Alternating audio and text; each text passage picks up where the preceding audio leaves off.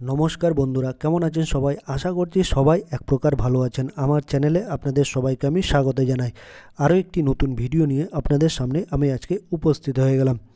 বন্ধুরা, আমরা কিন্তু ফেসবুকে সবসময় লগ ইন হয়ে চ্যাট করি বা অনেক কিছু আপলোড করতে থাকি। হঠাৎ করে যদি আমরা ফেসবুকের পাসওয়ার্ডটা ভুলে গিয়ে থাকি বা জিমেল আইডি বা আইডিটা ভুলে গিয়ে থাকি, সেটিকে কিভাবে আমরা খুঁজে বের করব, সেই সেটিংস বা প্রসেসটি আজকে আমি শিখিয়ে দেবো আপনাদের।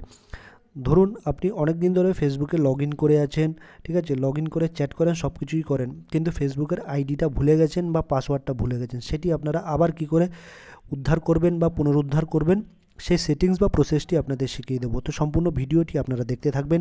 আশা করছি এই ভিডিওটি আপনাদের অনেক অনেক উপকারে আসবে।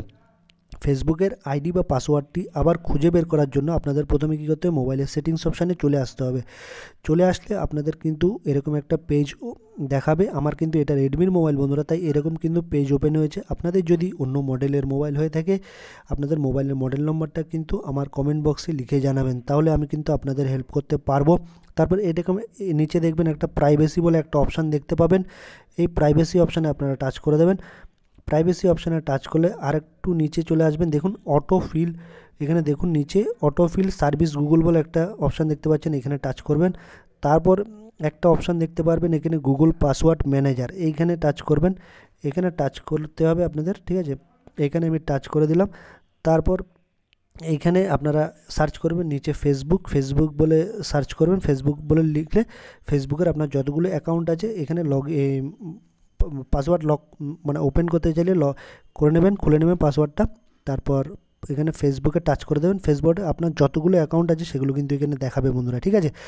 তো আপনারা যদি এখানে ফেসবুকের পাসওয়ার্ডটা দেখতে চান, তাহলে আপনারা কিন্তু এখানে আইকন আছে, এই যে আইয়ের একটা চিহ্ন আছে, এইখানে কিন্তু টাচ করে দেবেন। এখানে টাচ করলেই কিন্তু আপনাদের পাসওয়ার্ডটা আপনারা দেখতে পারবেন, আপনাদের আইডি বা দেখতে পারবেন, বা মোবাইল নাম্বার দিয়ে বা জিমেল দিয়ে খুলে সেটাও আপনারা দেখতে পাবেন, ঠিক আছে। তারপর এটা দেখার পরে আপনারা কিন্তু এটাকে সেভ করে রেখে দেবেন।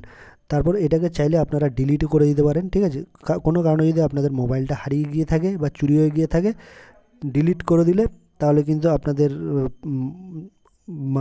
পাসওয়ার্ড বা জিমেলটা অন্য কেউ ইউজ করতে পারবে না, সেই জন্য আপনারা এটা ডিলিটও করে দিতে পারবেন, ঠিক আছে বন্ধুরা। আশা করছি বন্ধুরা এই ভিডিওটি আপনাদের অনেক অনেক উপকারে এসছে। যদি ভিডিওটি ভালো লেগে থাকে, লাইক শেয়ার সাবস্ক্রাইব অবশ্যই করে দেবেন বন্ধুরা।